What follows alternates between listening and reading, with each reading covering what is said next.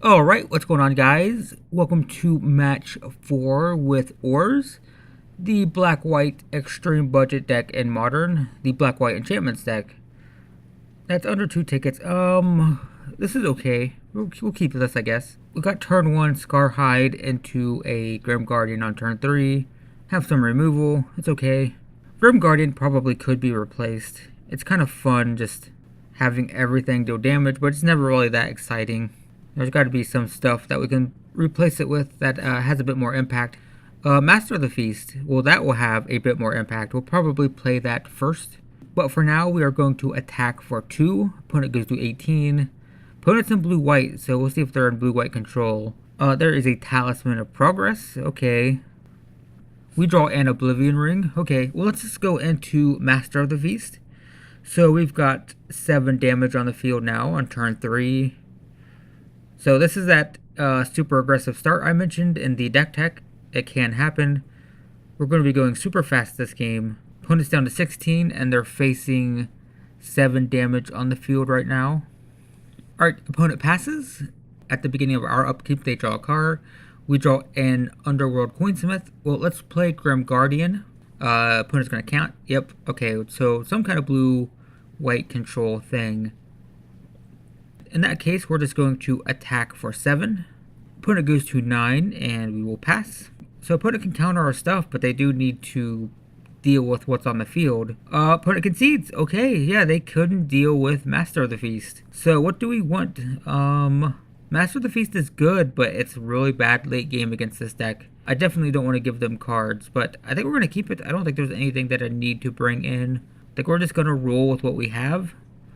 Sideboard could use some work, I think, in this deck. But yeah, let's just move on from here. Alright, game 2. Double Master of the Feast, which I'm okay with, because that's what just won us the last game. So let's keep it. Opponent plays a tap land. We're going to play a tap land and pass. Opponent plays a plains and passes. We draw a plains. Yeah, so we're just going to pass. Lots of passing back and forth here, but Master of the Feast will be coming in next turn. Oh, okay, so it's not blue-white control, it's a lockdown deck. Ghostly Prison. So creatures can't attack unless we pay 2 for each creature that's attacking. So that's going to slow us down a bit. Then again, maybe it is blue-white control and they just sideboarded that against us because they thought we were an aggro deck. But yep, I guess we play Master of the Feast. See what the opponent has to say. Nothing, obviously, because they are tapped out. So they've got 4 turns now. We just have to pay 2 each time we attack with that, which is annoying. Azorius Signet. Sure. Opponent draws a card at the beginning of our turn. We draw a Fate Unraveler. That's really good against blue control because they usually draw a lot of cards. Assuming this is blue control at all. It's looking a little bit weird with these Signets and the Talismans and Ghostly Prison. It looks like it might just be a blue-white lockdown deck type of thing. But I'm going to pay 2, attack with Master of the Feast. Opponent goes to 15, and we'll just pass. I mean, we can just kill them in 4 turns if they can't deal with stuff on the field. So we'll see if they have anything. Endless Horizons, okay. They can search their library for any number of planes, exile them, and then put one into play every single turn, which is kind of really good, actually. I don't even know, is that played a lot? Because it kind of feels like it maybe should be. I mean, literally take out every single planes in your deck, so you're, for the rest of the game, you're drawing anything that's not a land, and you get a land every turn. Seems pretty good to me. Alright, opponent passes. They draw a card from Master of the Feast. We draw a Swamp, so we are going to attack with Master of the Feast. Pay 2 for it. Opponent's going to go to 10. And we can go ahead and play a second Master of the Feast. So opponent's dead next turn if they can't deal with those, because we can pay 2 to attack with them. That's not a problem. Opponent gets a Plains from Endless Horizons. It's a really good card. I like it. I mean, technically, the turn you play it, it doesn't do anything, but for the rest of the game, the fact that you just never draw land again, or at least you never draw Plains again, oh, well, that's a fear of safety, so yeah, more lockdown. But yeah, you never draw land for the rest of the game. Imagine that in a mono white deck.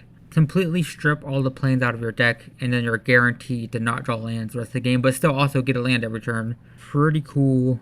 I don't hate it. Alright, so what are we doing here? We can't attack with both Master of the Feast because of the Sphere of Safety. We can only attack with one, and it's going to cost us 5. Alright, yeah, I guess we have to do it. Let's attack for 5. Opponent goes to 5. So now they're dead next turn. Unless they have another way to make me, force me to spend mana to attack. Because right now I can just pay 5 and attack for 5 again. Opponent plays a Talisman, not a big deal. Oh, there we go. Another Sphere of Safety, so I can't attack now. At 5 life, I cannot attack them, and they are drawing tons of cards from my Master of the Feast. Well, I guess we have to try to win with Grim Guardian and Fate Unraveler, which Fate Unraveler is really good because it's going to be dealing 3 damage per turn. Let's play Underworld Coinsmith because we can spend mana just to make them lose life. That would be more consistent, I think. Opponent goes to 2, we go to 21. So we can just pay mana for Underworld Coinsmith next turn and they lose. And that's fine. Goblin Charbelcher. Okay, so it's a Charbelcher deck. Oh, right. That's another good reason to have Endless Horizons. They active. Yep. Okay. Well, I guess we're dead. Yeah, Charbelcher. Right. It's a Charbelcher deck. That makes sense. Why didn't I think of that with Endless Horizons? Obviously, Endless Horizons and a Charbelcher. Right. Even without Charbelcher, I don't think it's a terrible card in terms of just fixing your draws for the rest of the game. But yep, Charbelcher. We just lost in a single hit with Charbelcher. That's the thing. That's what Charbelcher does. Yep. Okay, we're gonna do some sideboarding. I'll change some stuff. We'll get into game 3. All right, game 3. All plains and no swamps. Yeah, I think we had to mulligan that. All right, this is better. We're curving out somewhat nicely. We have the plains on top. We're going to bottom that, I guess. So let's play Scarhide. So if they don't have a way to lock me down, Scarhide will be good. And we have our grindy strategy, which is good because we can't attack. So Fate Unraveler and Grim Guardian are really good in this matchup. So we'll play another Scarhide. We will attack for 2. So we've already got 4 damage per turn on the field. And we've got the grindy stuff in our hand. Oh, or they play Spreading Seas, and yeah, now we don't have a swamp. Give me a swamp. Well, hey, it taps for black mana. That's okay, I guess. So we gain 1 life from the tap land. We will go to combat, attack for 4. Opponent's going to go to 14. Yeah, it's good to get as much damage with these in as we can before they can no longer attack, which will probably be this turn, maybe. Let's see what they play. Detention Sphere. Oh, well, yeah, I guess they can't attack if they're not in existence. So, yep, both of those are gone. That's annoying. We draw a swamp. So let's just go into Fate Unraveler. I like it because it has more power, so we can attack with it. If they don't play a lockdown enchantment, seems okay. So we will pass. Opponent draws a card and loses 1 life. They go to 13. Play a Signet. Okay, so we are going to be able to attack, I think, right? Maybe. Nope. Ghostly Prison. Well, we can still attack. That doesn't change it. We can still pay 2 to attack, or we can get a Fragmentize. That's not bad. Yeah, for now, let's play Grim Guardian. And then we can pay 2 to attack with Fate Unraveler.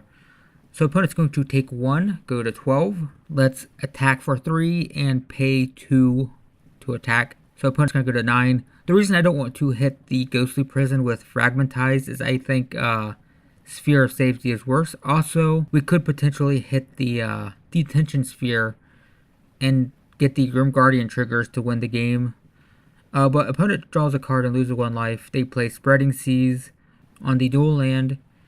But they draw a card and lose 1 life from Spreading Seas. Oh, and they concede.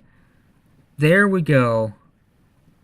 That was a nice win. I mean, it's a janky kind of combo deck, but hey, we won. We mostly just wailed on them the whole game.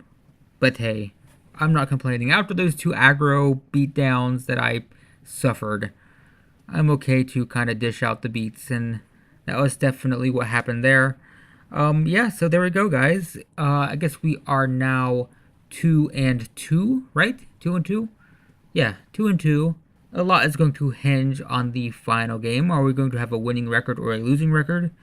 It all comes down to match 5, I guess. So yeah, thanks for watching, guys. We're 2-2 with the 2-ticket budget modern deck. But yeah, if you want to see the final game and see if this deck has a winning or a losing record, check the description. There should be a playlist, and I will see you in the final match.